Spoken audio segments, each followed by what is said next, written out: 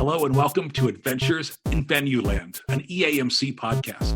This is your all-access pass to go backstage and behind the scenes with some of the brightest minds that cross the scope of the live entertainment industry. I'm Dave Rettelberger. And I'm Paul Hooper. We'll introduce you to some of our favorite people as we dive deep into the world of live touring shows and the venues that host them.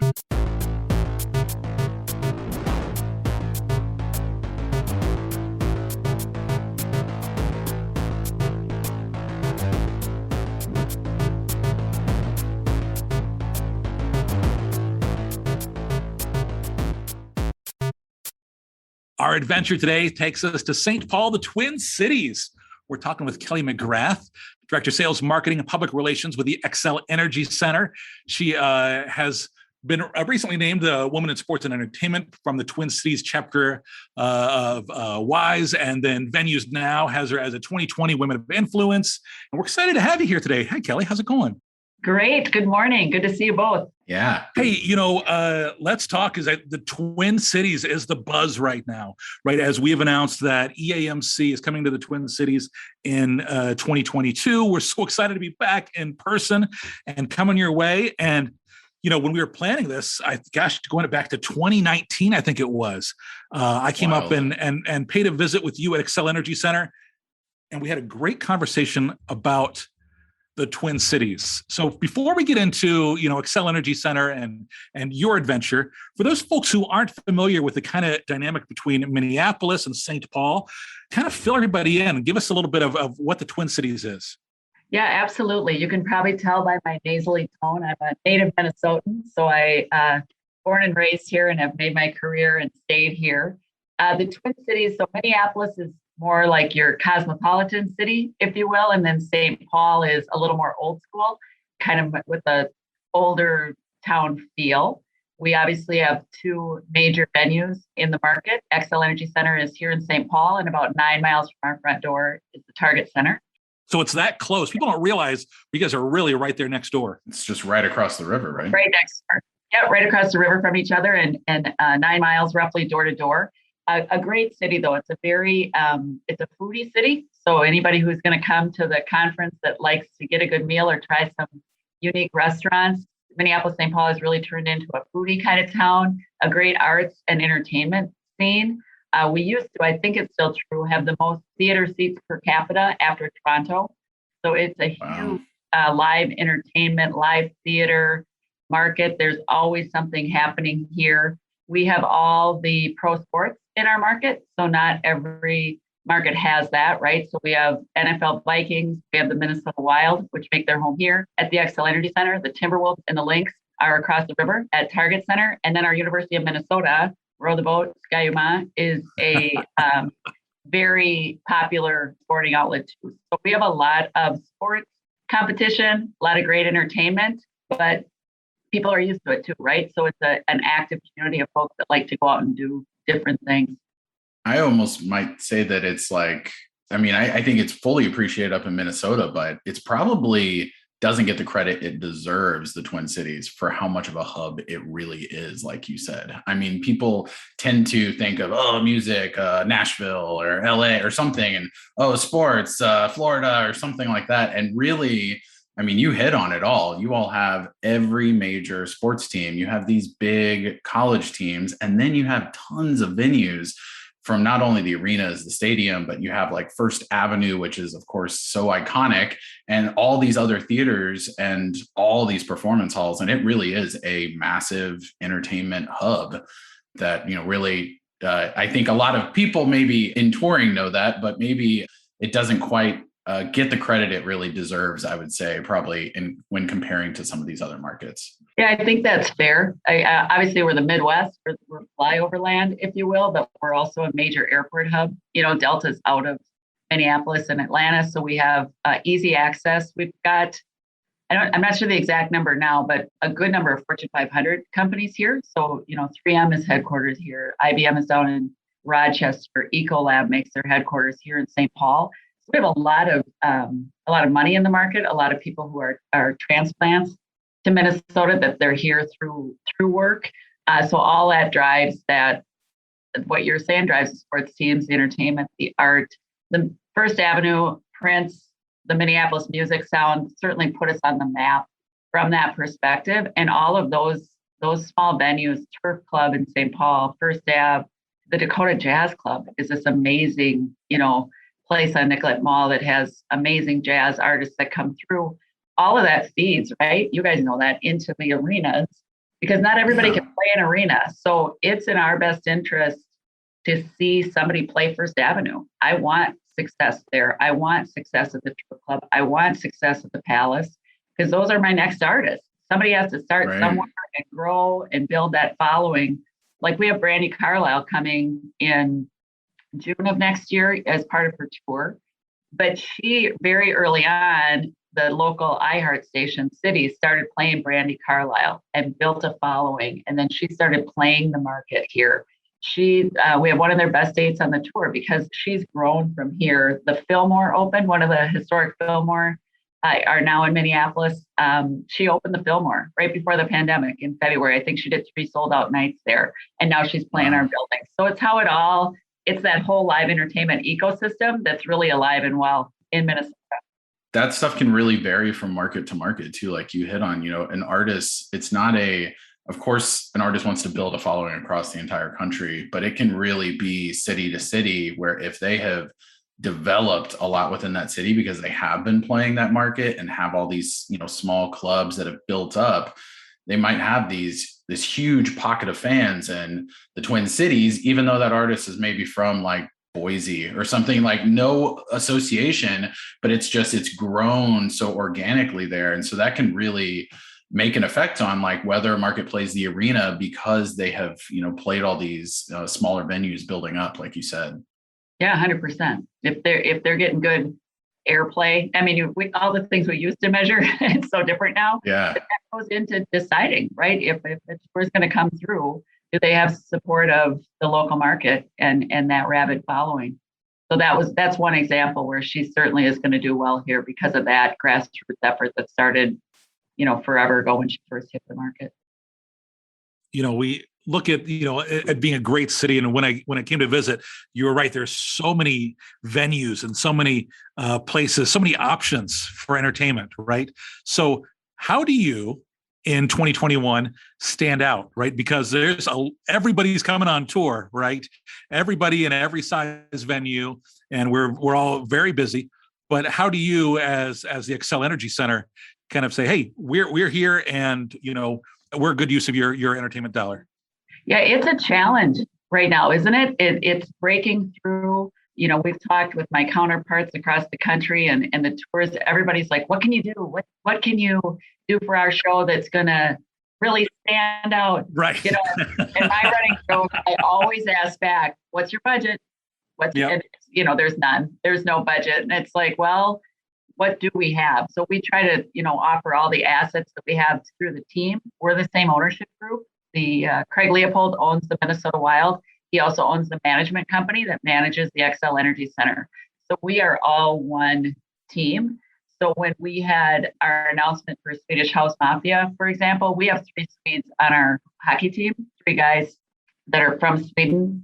So we did a little spoof on the 3 of them morphing into the same artwork for Swedish House Mafia. So just trying to figure out, is there any way we can leverage the team, because they have more eyeballs than we do on the arena. People are following their social more closely than the arena social. So what do we have that we can try to leverage and use those assets? We push our radio relationships as much as we can, again, through that partnership. Our team is on an iHeart station, and we leverage that against the other iHeart stations. I know a lot of other markets probably do this as well. We have our media buyer, Annette Andrus, who some folks will certainly know. She's been to the conference a number of times. She's our media buyer for the team and for the arena. So when she's talking to a rep, she's doing both, and they're reminded where all those dollars come from, that we try to leverage and get more promo as we can. Yep. I don't think I have a magic answer. Which we did, right? I wish I did. I look for my crystal ball all the time, but like a lot of other buildings too, we've gone through some attrition this last year, or either by choice or by circumstance for people. So we have some new blood coming in, and that's exciting, right? So we have a new VP of marketing for the team. a new digital guy over there. We are going to hire back in a social person dedicated to the arena. We haven't had since January, which is why our social looks like it's 2008, because you're looking at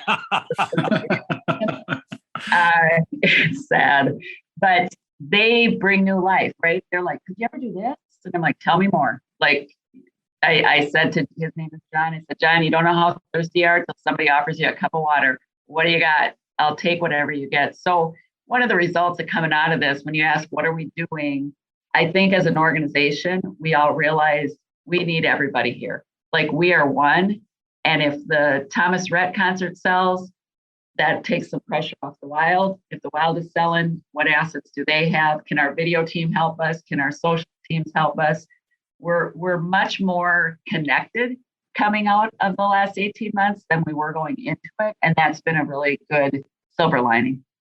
That's great. When you talk about Minneapolis, St. Paul, one of the things that really hits me from being on site is, you say St. Paul feels a little older, but St. Paul has, it does, but it's a charm, right? It's got a really neat character. And the cities, when you are downtown, they do feel like separate cities. They really each have their own character. So that's a great thing, but also I'm sure a challenge. Do you find yourself, competing against, obviously Target Center is like you said, 9 miles away, right? So do you find yourself, is it a challenge there to kind of compete for that Minneapolis attention? I think yes and no. I mean, our building's been here now 20 years, 21 years, starting this fall. So we're pretty established and have a great reputation. The sound in our building is phenomenal. And so artists like to play here. People know that they're going to come and hear a good show when they're here. So we have some selling advantages. There's people who don't like to go to the big city, and they don't think of St. Paul as going to the big city, which is kind of sad. We're the capital. Funny. But there is some of that that I think works in our advantage. But we're always, we're competing. We compete for shows. We're all competing against each other at the end of the day, right? Yeah, exactly. But it's friendly competition. Our booker always, if our booker hears we're going to a show at Target Center, he's like, if you better not order a beer, you better not pay any per. Like, don't help the per cap. Don't do it. No ancillary. Isn't that always the case? It's like, it's the bookers who are competing, and then the marketing people are like super friendly with each other. Like, hey, what's going on? How you doing? How can I help you out? Oh, yeah. And then the bookers are like, don't even breathe on that. Like, exactly. They stole this artist from us. Yes, that's pretty much how it is here. And we're friendly rivals. You guys both know Lisa Neese at US Bank Stadium in our market. Yeah. We go back and forth all the time. And especially things like after the tragedy in Astroworld, Lisa and I, media was reaching out. You may experience that too. They wanted to know, like, what is our plan if something ever happened? So we used each other as a resource to just say, have you been contacted? Are you making a statement? What are we doing? Just so you're in line with what somebody else is doing. And it's nice to have that kind of relationship with people in your market that you're willing to help each other out, and 100%. That's Minnesota nice. We have to be nice. That's right. I love it. We just won't have you over for dinner. Yeah, there you go. Well, when we talk about all the things going on, one of the things that is as big before EAMC comes to town, right? You guys are a big part of the Winter Classic, right? So for folks who have not heard of the Winter Classic, what is the Winter Classic? Yeah, so the NHL, the National Hockey League, on January 1st, they kind of own that day in the sporting world. A few bowl games that happen too, but they have an outdoor game every year. And the Minnesota Wild has wanted to have that outdoor game since I can remember. Since they've started that tradition, that was very important to us as an organization. We were able to host a stadium series a number of years ago, which is kind of a February time frame. We were outdoors at the Minnesota Gopher football stadium for that event. Very successful weekend. But then the NHL is like, oh, we'll give them the big game. So it kind of went from there. So we were awarded the Winter Classic for last year. We were supposed to originally. So you've been working on this for a while. Yeah. Yep. So originally we were supposed to play the game January 1st of 2021, right? Right when the calendar year would change. That, of course, did not happen. So we are hosting January 1st, 2022. So we're super excited. The Minnesota Wild is playing really well right now. When this goes live, I hope we're still leading our division. And then what we did there is the NHL will play that game in Minneapolis. They play at Target Field, which is the home of the Minnesota Twins. So from a perspective of us being based in St. Paul, we basically are moving one of our home games out of St. Paul. So the city of St. Paul, the area businesses kind of raised their hand and said, what do we get out of this? What's coming our way that we're losing a Wild home game? And so what happened is, as an organization, we made the decision to get in the promoter business. And through some different contacts, people reached out to the Thomas Rhett camp, and he agreed to play on New Year's Eve. If you follow Thomas Rhett, he just had a new baby to their family. And so he's got 4 kids, I think, under 6. Yeah. So it was a decision, to come, leave Nashville, come to Minnesota for December 31st. So we will host the NHL Winter Classic New Year's Eve Bash. So the night before, it's basically the official party, the NHL. So the NHL will have the floor of the arena for their party. They'll set up bars on the floor. People will be able to come in and out of one of our exclusive areas that's normally not activated for concerts. It's for the on the glass holders for hockey. Sure. It's their club, but we'll let some free flow in and out of there. And then we are selling the rest of the arena to fans to come and celebrate New Year's Eve with Thomas Rhett, Cole Swindell, and Connor Smith. So that's been an adventure, because usually we're the go-between between the promoter and the building. That's our role. I'm your media buyer. I can do your creative. I can push the show. Now we are that role as well. So it's fun. It's been a little stressful. And it's one of those events where we really want it to be a sold out night and succeed and minimize our risk. So there's a lot of eyeballs internally wanting to know everything the marketing department's doing. Right. Where normally you're like, nothing to see here. It's magically happens. Yes, All these people just magically show up for our events. Now everyone's like, well, what are you doing here? It's like the same thing I've been doing. That's so true. Hopefully the New Year's Eve factor assists with that. If the game was like in March and it was just randomly the night before, that would be cool with the association. But since the game is on January 1st, and you kind of get to not only sell it with its association for the Winter Classic, but it is this big New Year's Eve bash and this kind of unique experience that you kind of want people to feel like, they're going to get FOMO if they don't attend. Hopefully that's a little bit of a advantage you have. That's what we're going for. Spread the word. Yeah. Well, definitely, make sure you take advantage of being on the promoter side as much as the stress comes with it. You can hire a photographer. Now you're like the promoter photographer. They can get carte blanche and shoot photos wherever they want. You gotta like remember all the stuff that the promoters have held over you in the past and make sure you flex those same muscles for this event. It has been really reaching back into every bag of tricks, right? Like, what could we do to promote this? We're pulling together a great package, leveraging our radio partner, throwing in dinner, bringing some hotel nights in that we can do a big sweepstakes around with the team. Again, they have the eyeballs and people who want both things. So we're really trying to do just that, Paul, like celebrate it as this is a weekend. It's the Winter Classic weekend. It might not come around again. You have to be part of both days. And thankfully, the game is late on New Year's Day. It's like 6 or 6:30, so people can party and celebrate at night and still get some sleep, grab something greasy for breakfast, and then hit the game. I think you need to do a promoter gift and get your name on the back of the jersey and just hand it from one hand to the other. So you can be like, great job, Kelly. Thanks for coming to the building. Oh, you know what, Kelly? That's great. We love having you here. Bring another show sometime. What's Spa Day? Oh, it was a gift. Spa Day is a great idea. There you go. It's going to be a busy holiday week for you. And I know so many people listening to this podcast have talked about Winter Classic coming to their markets. So from the venue side, or, and from this side, working with the NHL, some of us have done all-star games and know they're very hands-on with some of that. So how much extra work is this really for the marketing team and the people at your building? Yeah, for the team overall, right now I call us the Mighty Three. There's three of us that are really dedicated to arena marketing. Myself, Annette Anders, who I mentioned, and Nellie Gosh, who people will know as well from past conferences.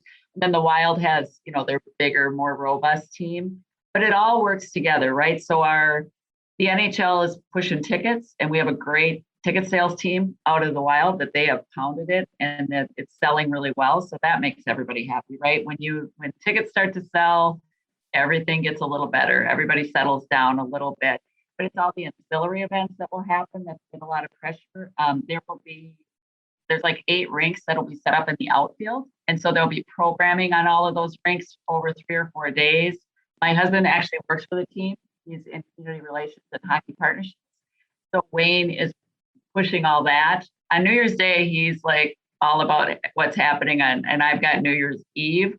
So we both sit at our dining room table a lot of nights and are cranking out some different emails, just looking forward to January 2nd. And on the 5th, we're going to Florida. There you go. Well, what is that like having, a spouse who works for the team? Is that, you get home from work? Do you want to talk about work at the end of the day, or is it just like the last thing on your mind? It depends, right? It's a little bit of both. It's a boring how you met story. We met here at work. We were tasked with, he was on the marketing side, I was on the sales side when we hosted the World Cup of Hockey that the NHL used to do in 2004. So that's where we first kind of got to know one another. And then we've both been here. The good thing is in 2005, I moved over to the arena side of the business. So we separated a little bit in terms of team versus arena events, which just kind of was helpful overall, just to have us on the two sides of the business. We do pretty well. I mean, we talk shop. The funny thing will happen is he'll come home and be like, "Oh my gosh, won't believe what happened today." And I'm like, "I already know, like so-and-so." And the main thing I have to keep in mind sometimes is, how do I know this? Do I know this as a coworker, or do I know this as a wife? Like, which is this, or Right. We have conversations where I'll say, "Okay, I'm telling you this is your wife." In other words, right, yes, right, they're very different. Yes. Right. This is your wife just out and off for a minute. This isn't your coworker telling you to do any action at all with this information. So we've got it down pretty well. It's also a bonus too, because Wayne can appreciate and understand the nature of the business. Yeah. I was listening to one of the podcasts, David. I know you were talking about how is it possible that we still don't have a press release or art until the night before and announce, and then we actually announce and we still don't have the artwork. And Wayne knows that, he gets it, and he's patient on a Sunday night when I'm like, "Hey, I gotta hop on quick.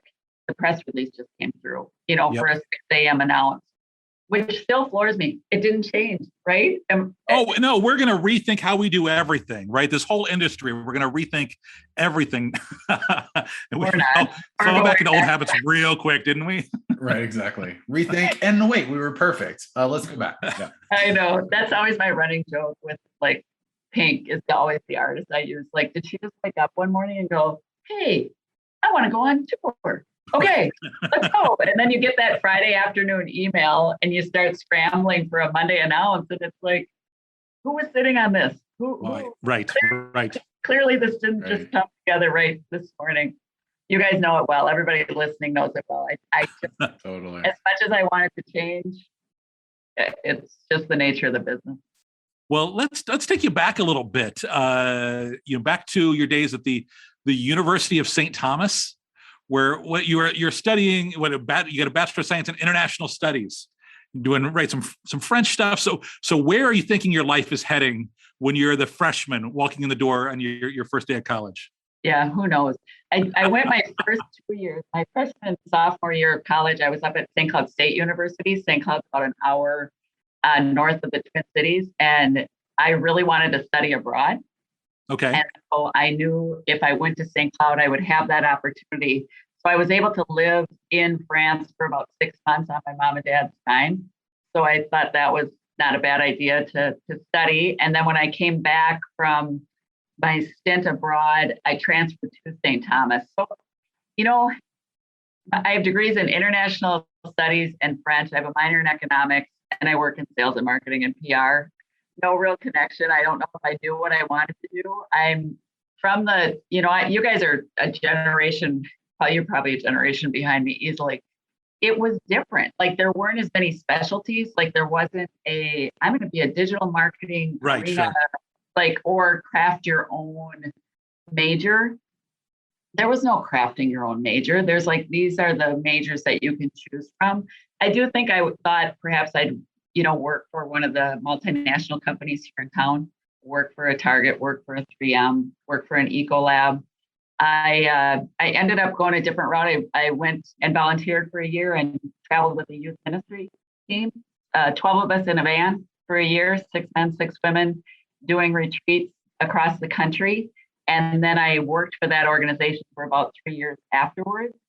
I was a great experience, was in some leadership roles there where you're kind of learning a lot of self-discovery and dynamics and Yeah, sure. all that good stuff. And it was good. Made some lifelong friends through that time. Part of that was I raised my own salary. So I was making not a lot of money. And when I decided that was coming to an end and I really needed a job, that's when I left youth ministry and I took a job in, I really wanted to get in the event business. I don't even know what that meant, except when I was with the youth ministry, I had the opportunity to coordinate what's called World Youth Day.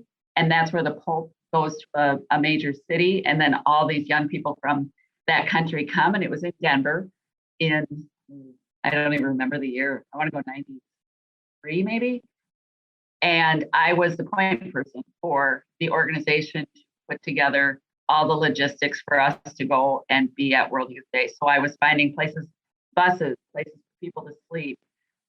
Where are we going to house everybody once we're there? How do we move people from point A to point B? And I loved it. Like I loved all those details coming together. I've since done the Clifton Strengths Finder, and a Ranger is one of my top 5 strengths.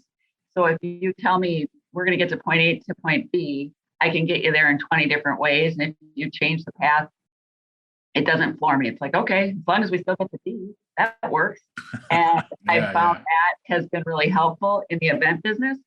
So that kind of got my taste for it. I went into, I took a short time. I started at a hotel here in downtown St. Paul, and I hated it. I hated What didn't you like? What did you like about it? I just hated it. I don't even know, Dave. It seemed like, who cares? Like, how is your hotel that different, right? Like, it's just a hotel. Like, I had no passion for it at all. Part of it was the management in the hotel, Sure. Everything that goes with it. And I remember being at a networking event, a luncheon at the Ordway Music Theater, which is right next door to the arena here. And someone at the table mentioned they were hiring a group salesperson. No idea really what that meant, but that I was going to get that job. There was no way that job was not going to be mine. So I ended up calling the Ordway, talking to the woman there, and she was just like, "Who are you at this luncheon?" Who's now one of my best friends. So I got hired at the Ordway as a group salesperson selling Broadway. So selling Broadway tickets, and then I went from there into the management role and really liked it. I love managing teams. I love leading and being part of a team. I was at the Ordway for a number of years, and then I took the opportunity to leave there, and I went into advertising sales. I sold for the local business journal. Most markets have a business journal. I was selling ads for them and did that for maybe 3 years. And then I got a call from my friend, Kathy, who was my manager at the Ordway. And she said, "Hey, I just got a call. There's a new hockey team that's going to start in St. Paul, and they're looking for a group salesperson." So what had happened is, Kathy is her name. Kathy had done Broadway sales, independent Broadway sales in this market, had her own business, but a lot of Broadway is out of Toronto.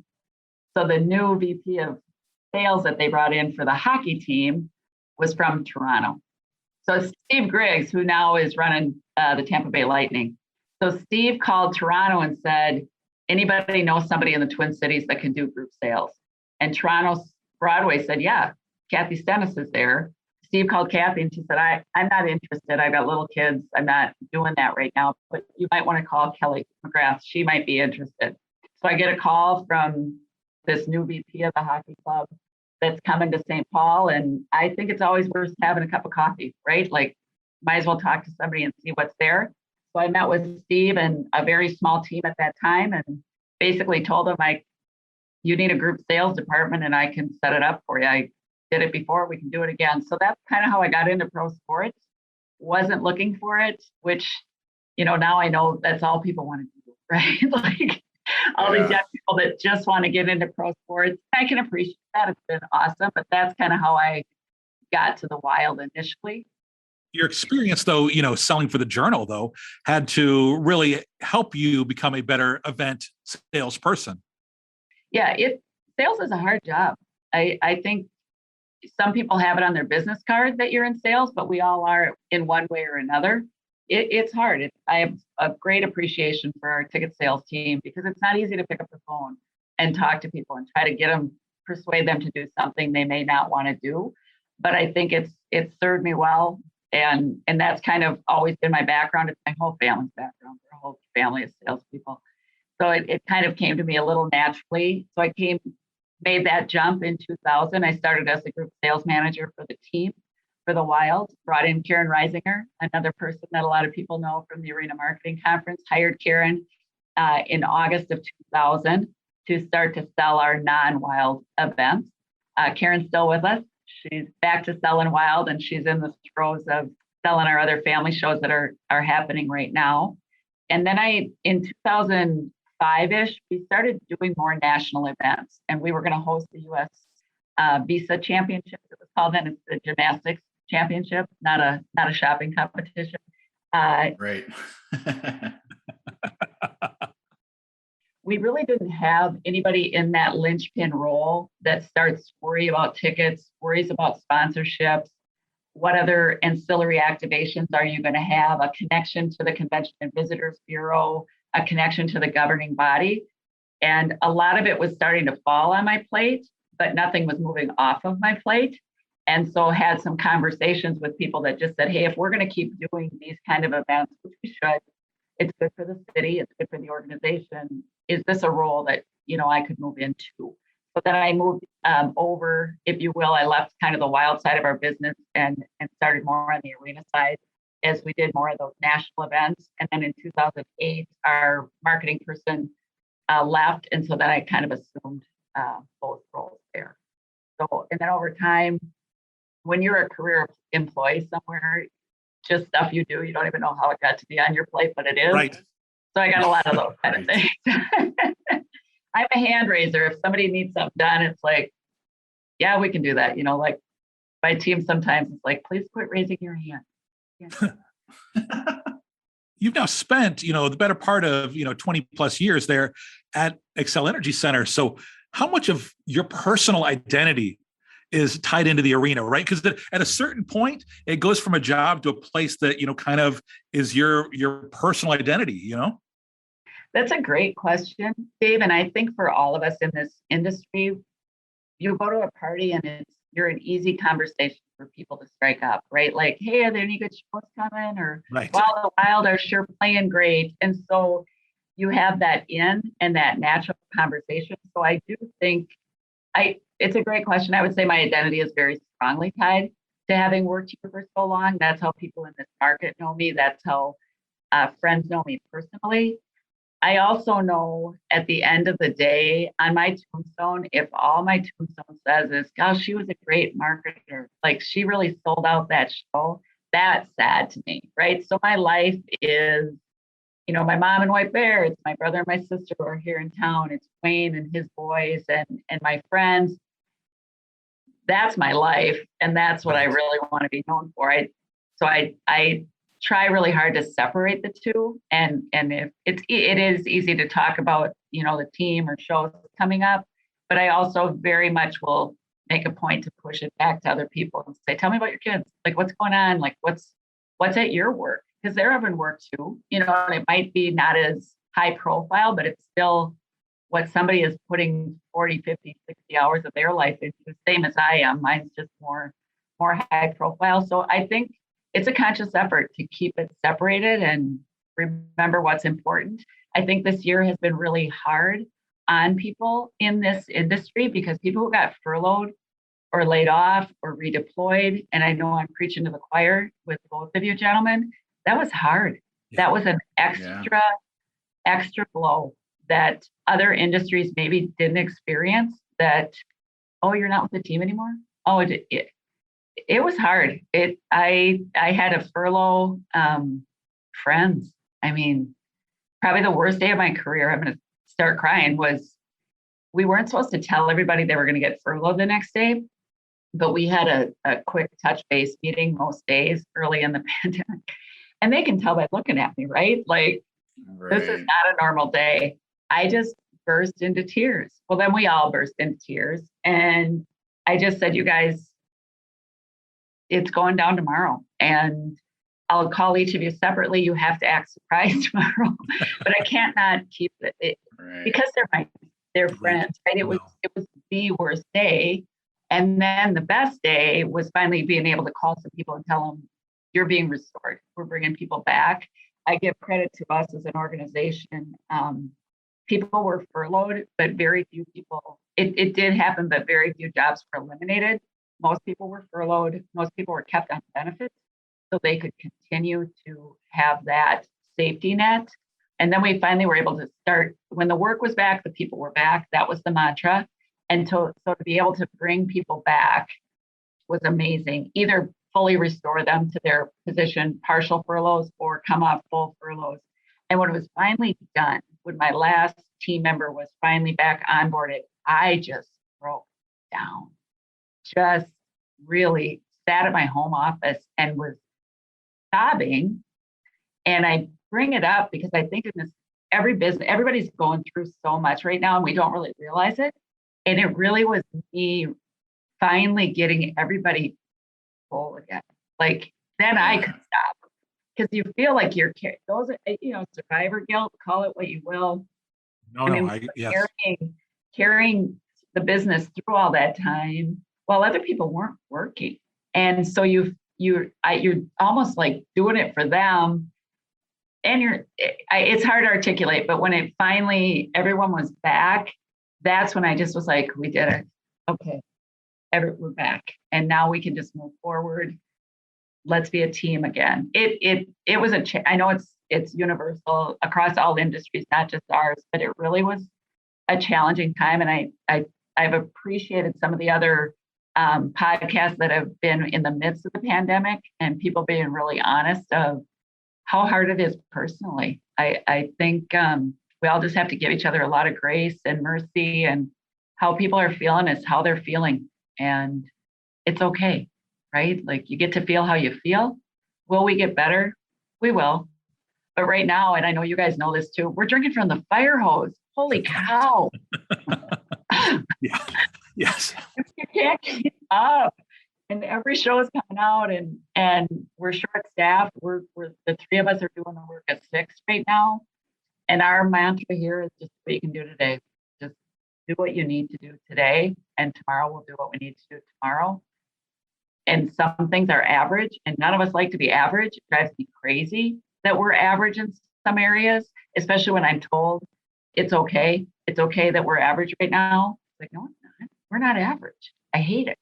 Yeah. I hate everything about it. So I am looking forward to when is that day where we all feel a little back on track, get our feet back under us, like really under us. And that might just be staffed up for a lot of people, where we're fully staffed, where new people are fully trained, where you're just starting to hit on all cylinders again.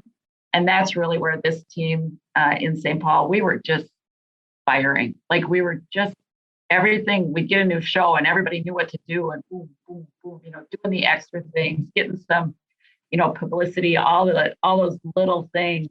And then, so coming out of it, I feel like we're that train again, like trying to get going on the tracks, and we're picking up steam little by little. We're not quite there yet, but I know it's coming. And it's amazing how hard people are willing to work. That's been it's been unbelievable how hard people are working right now.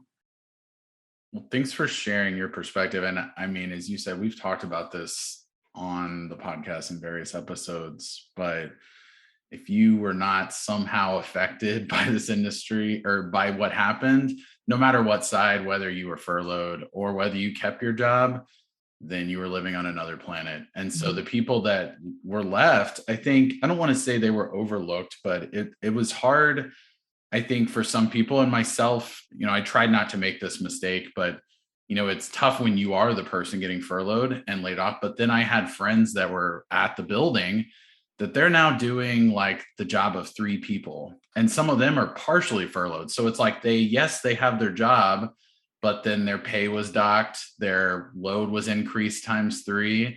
And then they also lost all their friends that they loved working with, some of them for 20 years. So it's like no one had it easy, really. And it kind of just sucked for everyone. And that's not to devalue anyone's experience, because you don't want to water it down by saying, it sucked for everyone, so it's not that bad for anyone.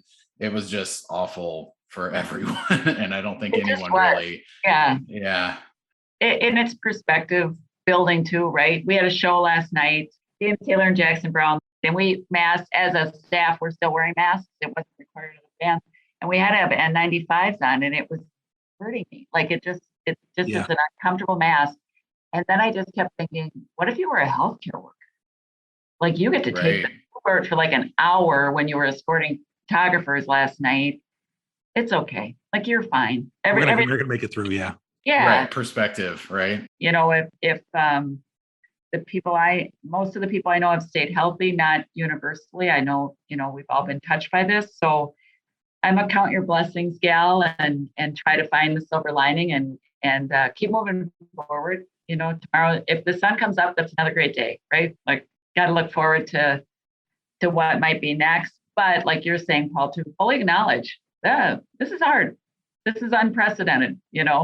I mean, I've never lived, I'm old, but I haven't lived through a worldwide pandemic before. And, I lived the recession of 2008. Coming out of that for this business was hard. It was a terrible time. Going through that 9/11 was a terrible time for this business.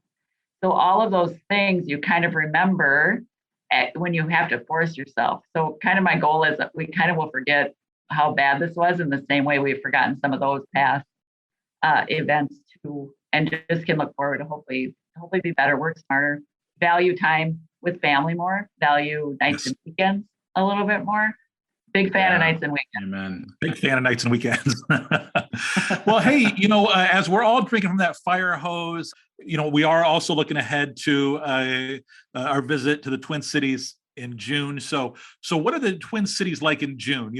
Because obviously everybody thinks of Minnesota and bundling up in the winter, right? But it's a pretty beautiful place in the summertime. It's lovely here. We're the land of 10,000 lakes, and it's actually more than that. Summer is very green here. It's verdant. It's June to be nice. It's one of the nicer months. It'll be 70s, 80s, very pleasant to be outside. One of the things I like about Minnesota is we have the 4 seasons. We go through. We're heading in, unfortunately, to the cold of winter, where the sun is down when you show up and when you leave. But June should be nice. We should be able to get people outside, walking distance to different places that are going to be near the hotel. There's great biking here. There's great hiking within, 30-minute drive of anywhere. You can find a great park or a lake to sit by, a lake to walk around. Very active city. The Twin Cities are really, really active cities in terms of bikeable. We always win awards for being the most bikeable city or green city. And I think people will enjoy their time here. I hope we have a mild week. It should be ahead of the when it gets so hot in August. It's a beautiful place to be. It's summer in Minnesota. Is a lot of people spending time at their cabins, getting out on the water, just being outside. You cannot get on a patio. Every patio is packed. If you want to be outside, you better plan ahead because we're all taking advantage. We've got a pretty short window there. Right, but we're going to make the most out of it. When you can be outside. So every place has a patio. Places that didn't have a patio since obviously the pandemic, when you could eat outside, there's, every place has a patio now. Well, we appreciate your time, and we definitely are looking forward to coming your way here in the new year, which is not that far away, right? Crazy to believe. But before we let you go, I want to hit you with the fast 5. It's 5 quick questions. Just looking for your instant response. First Okay. up, what was your very first concert? I went to Rick Springfield at the Minnesota State Fair. Nice. How about your favorite concert? That's a hard one. I always think of what are the concerts here that I probably would have bought a ticket to and that I really loved. I loved Green Day. When they came on the stage, it was just like, holy, owned it, like owned the stage. And Kid Rock was the same. I would have never bought a Kid Rock ticket, but he comes out on the stage and you are just instantly, he's got the crowd. Kid Rock and Bob Seger played here together, only one of two shows that they did. They played here in, I think, Fargo.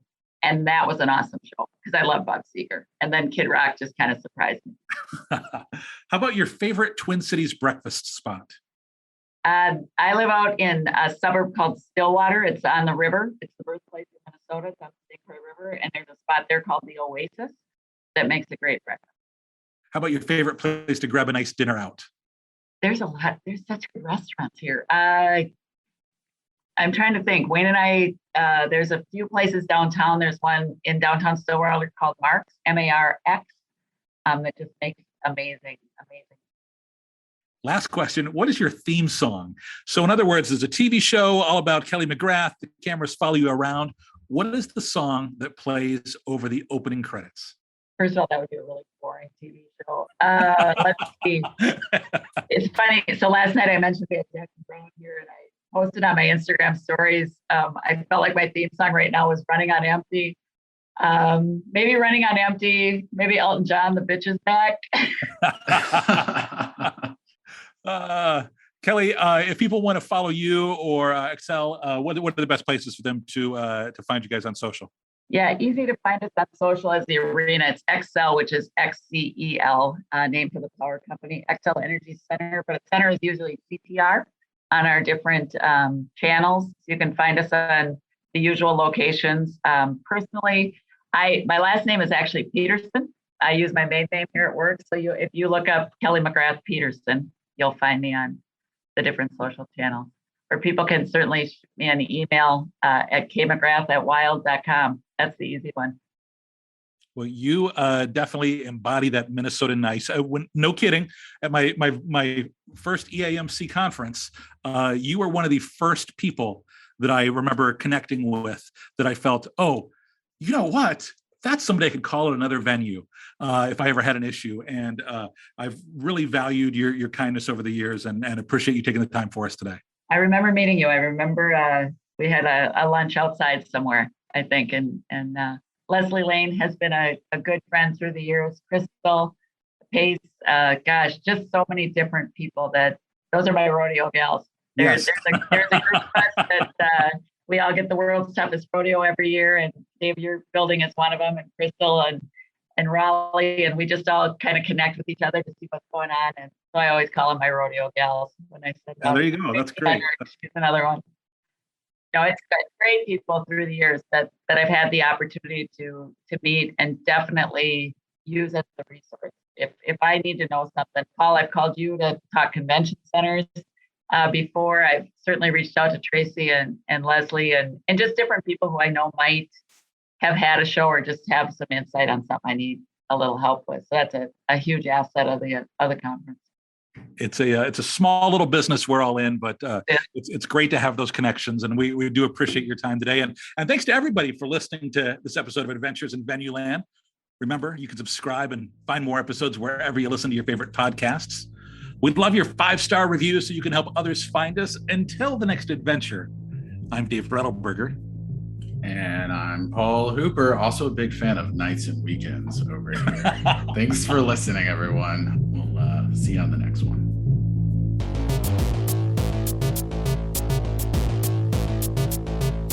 Adventures in Venueland is a side project of the Event and Arena Marketing Conference, a nonprofit organization bringing together people in the field of live entertainment to discuss marketing, publicity, and sales trends.